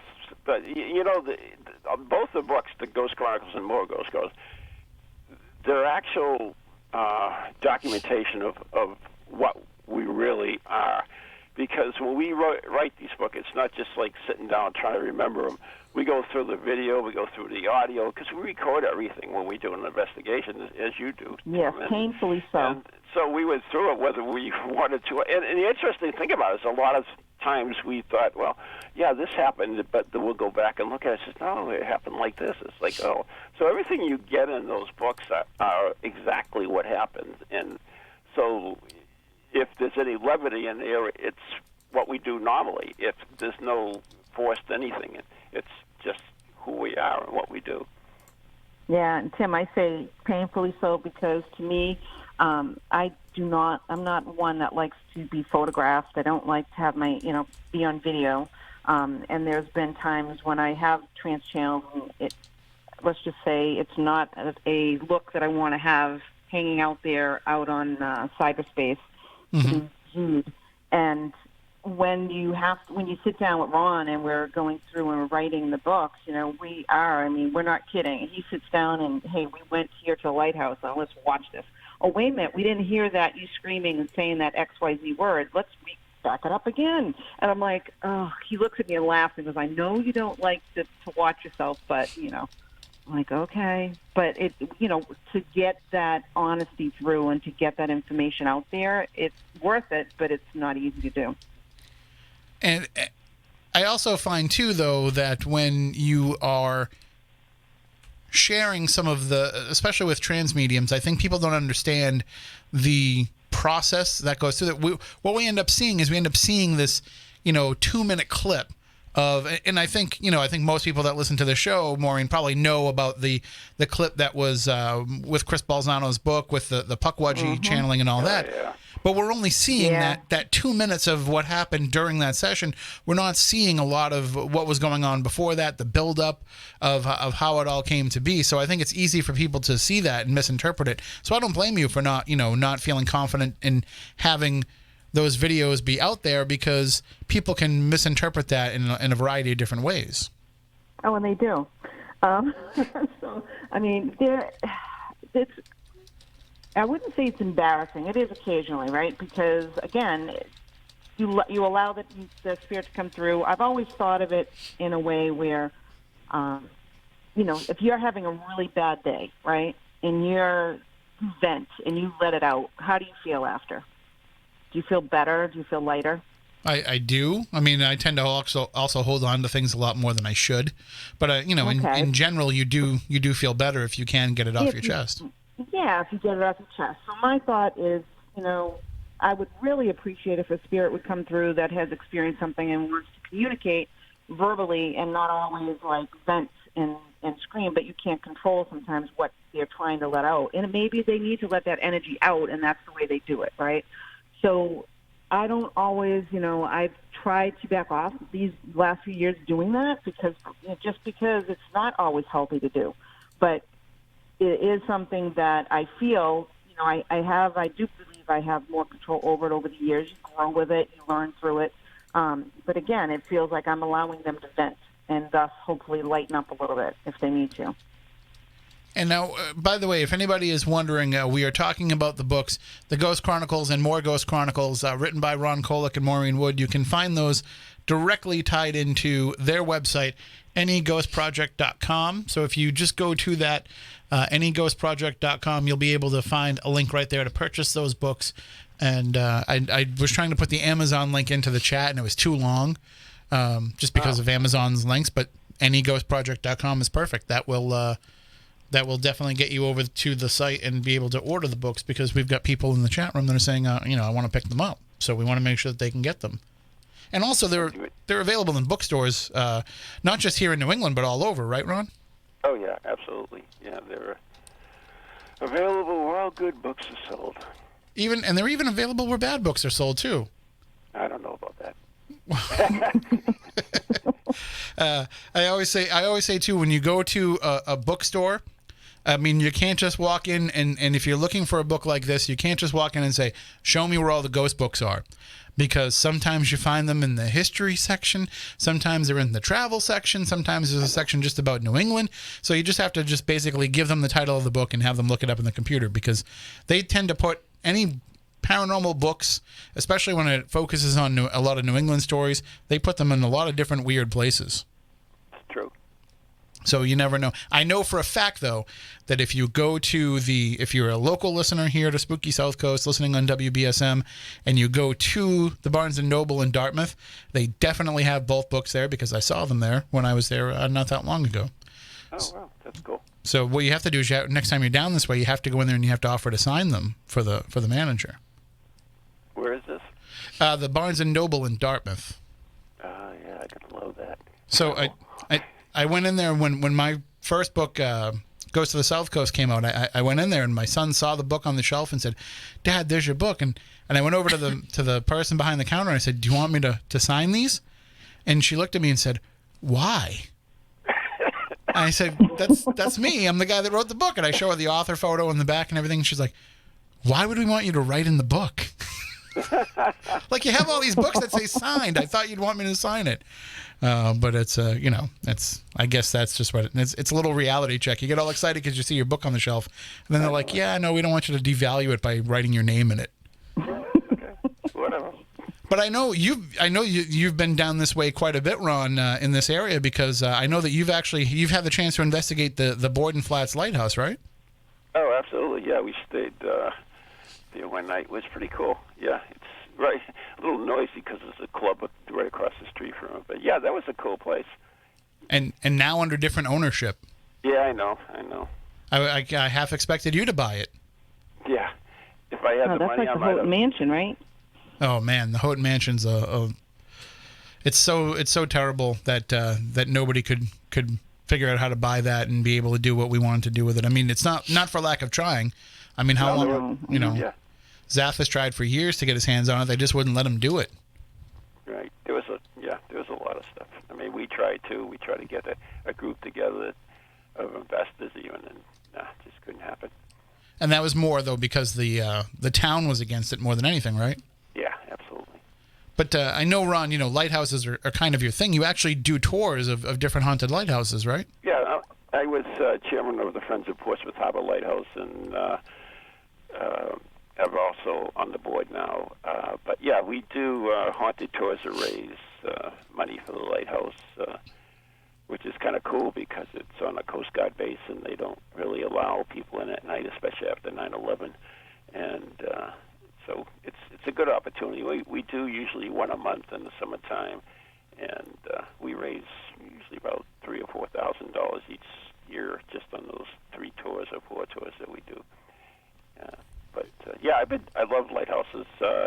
In fact, the one in More Ghost Chronicles is our first investigation of a lighthouse, which was Portsmouth Harbor Lighthouse, and I fell in love with it then, and since then I've probably done about a dozen lighthouses. And is that still your favorite out of the ones that you've done? I don't know if I have a favorite. But I mean, it's definitely a different type of investigation, though, right? To go to a lighthouse, especially the ones, you know, like Borden Flats, for example, that's out in the water. You know, not one that's at the end of a beach or, you know, on the shore. When you're out in the water, it's a different animal. Oh yeah, absolutely. You know, we've done shore lighthouses as well. You know, Portsmouth Harbor is on the shore. It's on the Coast Guard base. But there are others that, you know, for instance, Wood Island Lighthouse, it's the only thing on an island. It's a big island out there, and you have to. It was kind of a cool investigation. We came in by basically a landing craft with the front came down, and we had to cross the whole island, and we stayed overnight. And I've investigated that 3 or 4 times, and well, I'm sure Tim, that you've investigated Rose Island, right? No, actually, I have not yet. Believe it or not. Really? Yeah. We kept talking about doing a Legend Trips event there, and we were never able to schedule it and get it going. But, you know, maybe it's something that we can look at for the future. But I know that, you know, just in talking with Nick, who used to own the Borden Flats, and then, you know, I have a family member who, when I started doing the show, didn't really believe in ghosts and said, you know, I don't, that's kind of a weird thing to be talking about on the radio, but then shared with me stories about her living in a lighthouse in Maine and having ghost experiences, you know, and I think it's just lighthouses just lend themselves to those kind of stories. Yeah. I mean, the good thing about it too is with all these government auctions and all these sell-offs of the different lighthouses, they're landing in the hands of people that actually care about them and people that want to preserve them, and I think that's helping to keep the ghosts alive as well. Yeah, the only problem with it now is you could get them really cheap, but now they go for quite a lot of money. We tried to buy Boone Island Lighthouse, which is like 6 miles off the coast. I mean, it's really far off the coast, and it went for big bucks, so it's not as easy as it used to be. Yeah, I think, you know, back in the, you know, when we first started talking about haunted lighthouses on this show, at least you could pick one up for, you know, between $8,000 and $16,000 as long as you were willing to do the work. But yeah, it's a different story now because everybody's turning them into bed and breakfasts, and everybody's, you know, doing tours of them, so they know that when they're selling them off, they're going for commercial interests. Mm-hmm.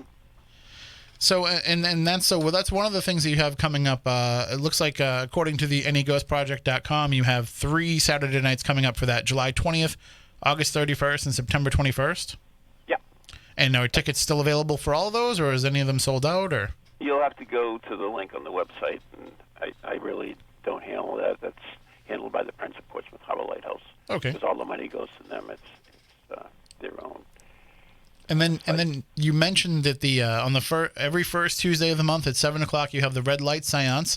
That's in Groveland, Mass. People can get tickets there for that event.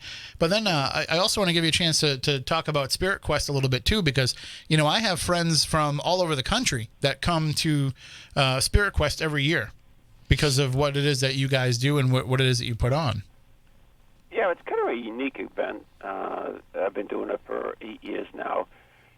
It's in Groveland. It's a really cool place. It used to be the summer retreat of the Havel Industrious, Arthur Vesey, and it was run by the nuns as well. They built the chapel on it and everything else. There's a couple of cottages on it and everything. It's a cool place. But anyways, we've been doing it for 8 years. We usually run a theme.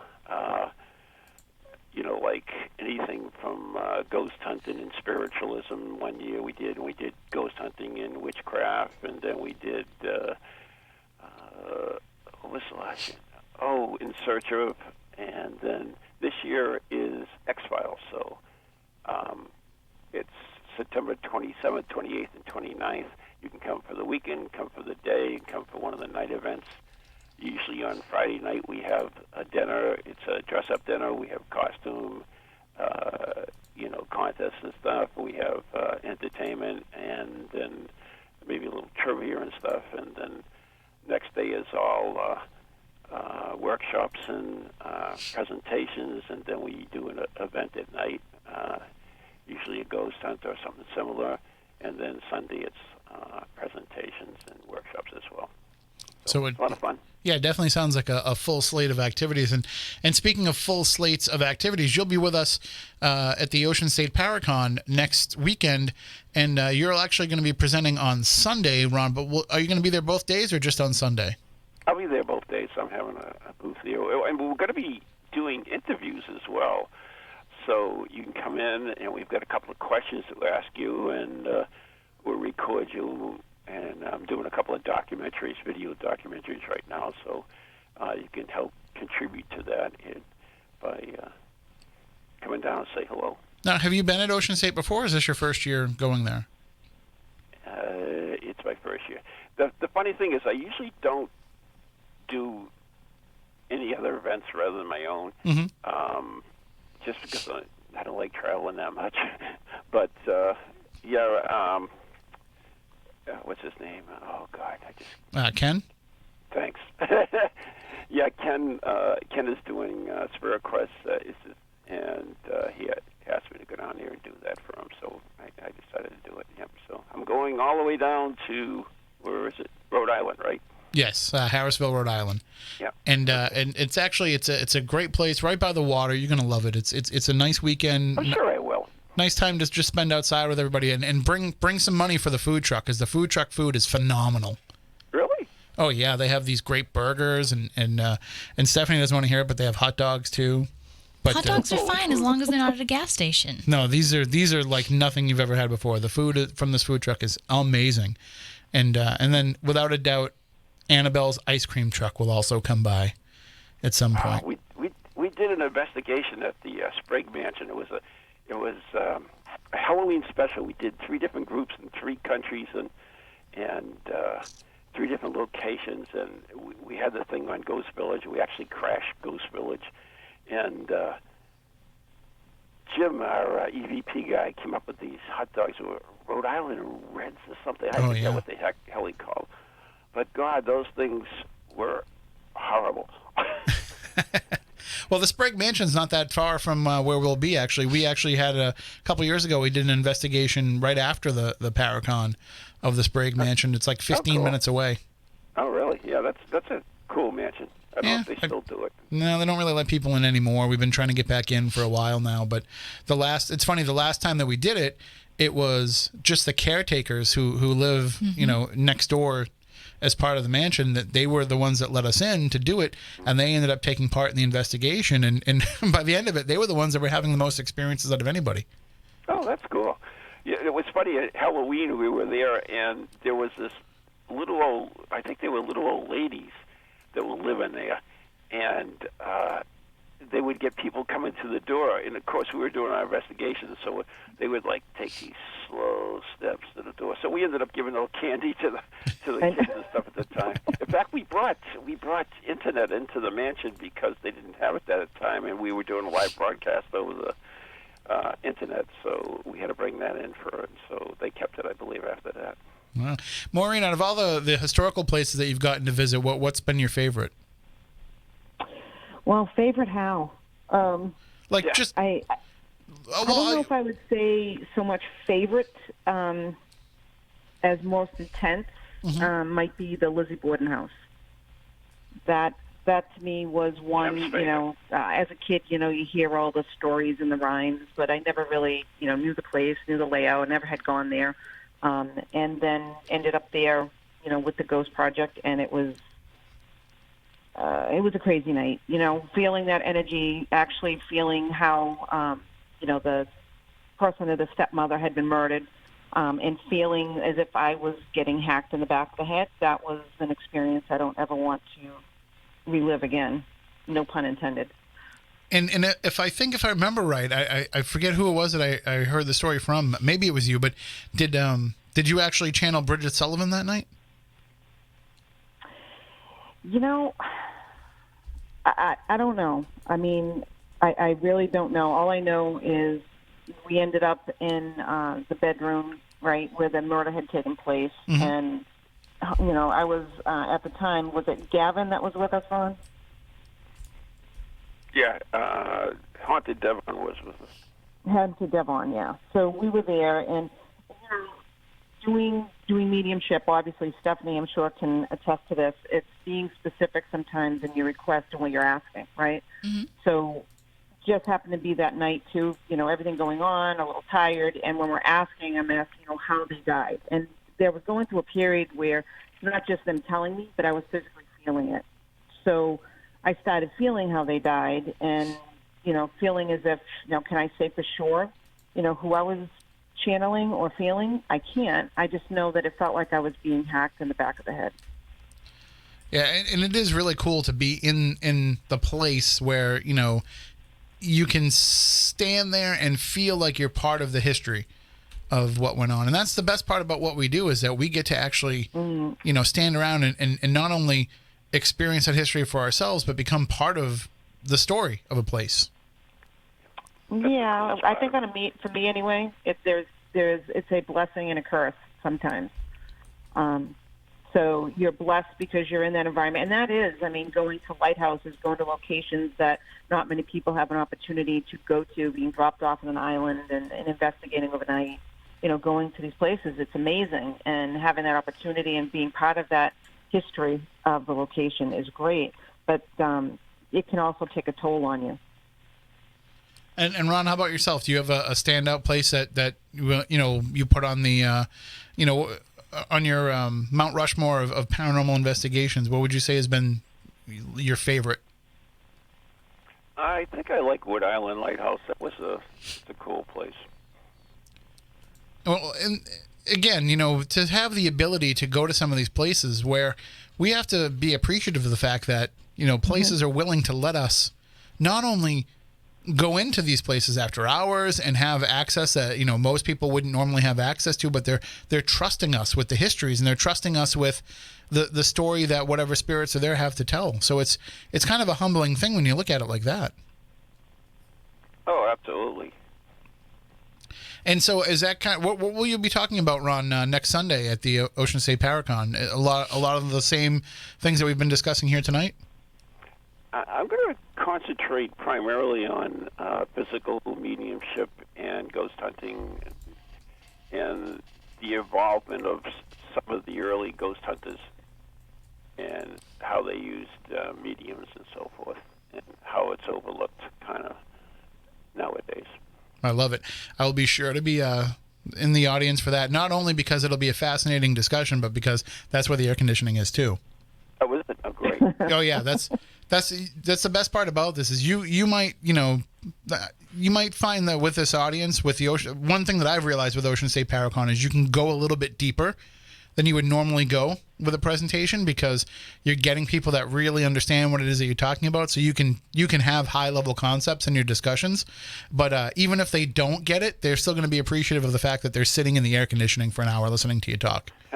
So either way, you've got a captive audience. Well, I guarantee you it's going to be a little lighthearted too. Well, though, we would expect nothing less from you, and I will make sure that I will keep the heckling to a minimum. No, thanks. But then you can heckle me all you want during mine. So There you go. it's going to be a great weekend next weekend at the Ocean State Paracon. It is happening.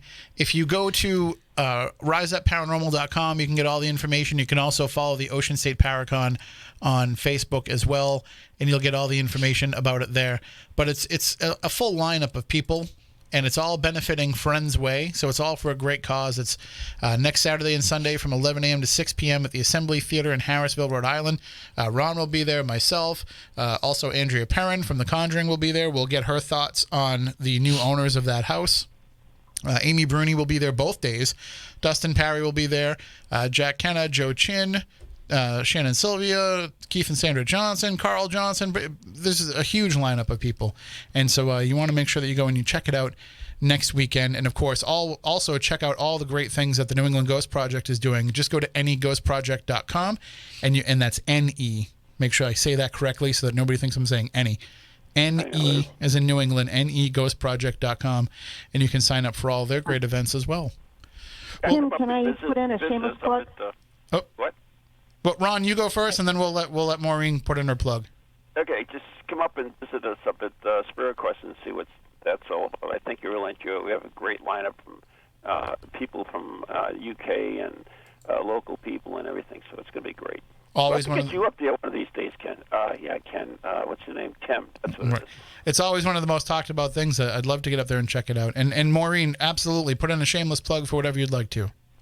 All right. So just want to share that this May, a good friend of mine, B.T. Lord, we wrote a book. It is Monster of the Asylum, The Ghost Seekers Paranormal Mystery. And I have to say it was so much fun to write. One of the first we're writing. And it's writing a lot of our experiences down and put it in fiction form. And I have to say we're getting a lot of great feedback. And I'd love for, listeners to take a look at it. You can see it on Amazon. You can get it in book form and also in Kindle format. Nice. And what was the title again? It's called Monster of the Asylum. And actually, I have a pen name with that. It's J.S. Stevens and B.T. Lord. And I have a website they can check out, which is maureen-wood.com. Excellent. Well, thank you both for joining us, and I look forward to hanging out with both of you in the future, and keep us up to date on all the great things that you guys do. All right, thanks, Tim. Fantastic. And Stephanie, have a great night. Reach out to me. Same to you. Thank you, guys. Yep, peace and light. Take care. That is Ron Kolek and Maureen Wood of the New England Ghost Project. Don't forget to pick up the books, The Ghost Chronicles and More Ghost Chronicles as well, and you can find them both on neghostproject.com. So, always great to talk with people that have been doing this for a long time and getting, their take on things. And I think Ron kind of hit the nail on the head, too, early on in the discussion, talking about some of the changes that have been going on in the paranormal world. And one of the things that we've noticed is that a lot of people want to be TV stars. Say it isn't so. And that's what I'm going to be talking about I've heard. next week at the Ocean State Paracon. How to become a paranormal TV star. It's a horrible topic, but I know that you have something amazing planned. Sometimes the title might just be something to grab the people and bring them in. Right. But we will be talking about, basically what our TV show is looking for when they're looking for paranormal. Because everybody says to me, hey, I've been doing this for 30 years and I should be on television. And I say to them, well, you're the most boring person in the world. You've never said that. No, I don't say that. But there's certain factors that TV is looking for. Right. And, sometimes they find that with the best paranormal investigators, the people that have the most experience. Sometimes they don't. Right. Sometimes they find it in people that maybe haven't been doing it as long as others, or sometimes they find it in other people that you didn't even realize were paranormal investigators, Jack Osborne. And sometimes they do it, you know what I mean? Like this is, and that's not a slight on Jack Osborne. It's not, but just recently, Holly Madison is now dating Zach Bagans, and Holly's BFF, Bridget, from The Girls Next Door, is now a paranormal investigator with her own podcast and her Facebook page. Anybody, I mean, hell, if the Playboy Mansion doesn't work out for you, you can just go into paranormal TV to keep yourself relevant. There's only been 2 other paranormal porn star groups that we know of. Right, they didn't last. No, well, the newer one is still, they just got going, and they're on Amazon Prime now. Tell me it's not a real thing. No, it is. We're gonna have them on the show. Yeah. The problem is they're in the UK, so they're UK porn stars. Okay. So it's a little bit of a time differential that we have to work out, but I need tacos. I got a taco right over here for you. Right. The Burger King taco. Don't. We gotta go. We gotta go to bed. Moniz has to go to bed. There is no Week in Weird tonight. Just so everybody knows, Matt Blystein took the week off, or he's on vacation with the 4th of July and everything, Independence Day. So we will have that come back next week. We will also have, I'm going to get all these episodes updated onto the podcast feed. We've been getting some emails from people. We had some issues with the podcast feed, and we were considering moving it from our service because our service was giving us trouble. Right. But I've decided to stick with it because, A, we've been with them since day one, since 2006. We're going to give them a chance to, prove themselves to us again. And also, B, I started looking at exactly how much product we have out there. Mm-hmm. And to migrate that from the service that we're on to another would be a huge undertaking. So I had to kind of fix some problems with that, but we should be able to get those previous episodes uploaded coming up over the next week or so. But when you've done 600 episodes of a show, just about 600 episodes, it's hard to just say, well, let's just move it all to another site, especially where some of it is we didn't keep the best files. So some of it we're kind of dependent on that website to be able to get some of these old classic episodes. Ruh-roh. I did put them on disc for a long time, and then I don't know where I put the discs. That's so you. Then I actually, believe it or not, I have a fireproof safe, mm-hmm. and I kept the Spooky South Coast master discs in the fireproof safe. Okay. So that I would always have them. Mm-hmm. And I have the first couple of years in the fireproof safe, but then I'm not sure if I stopped putting them onto disc mm-hmm. or if the discs are somewhere else, but eventually we'll back them all up. I know that if I ever get really stuck, we have a listener locally here who tapes every episode. Still? I don't know, but at least every episode that's over the radio. Okay. So we always know that we could go back and get those if need be. Mm-hmm. We used to have at least a dozen people that if I, in the old days when we didn't record everything automatically and we needed a recording of something, there was at least a dozen people I could reach out to that would have a recording of the show. Right. It's amazing how the technology these days, now people everything's so different. I don't record anything anymore. Right. Well, because it's all on the internet. It's all on YouTube. Yeah. Which, it is now. So. We put a lot of faith in that technology. Right. All we need is for it to go down one day. Like Facebook did. Like Facebook and Instagram at the same other day time. with all those photos. Nobody could share photos. Right. And the best thing is, the funniest part about that, by the way, is that it was not showing the photos, but it was showing whatever Google would define those photos as mm-hmm. if you were to search them. So you realized how stupid the photos are that you put up.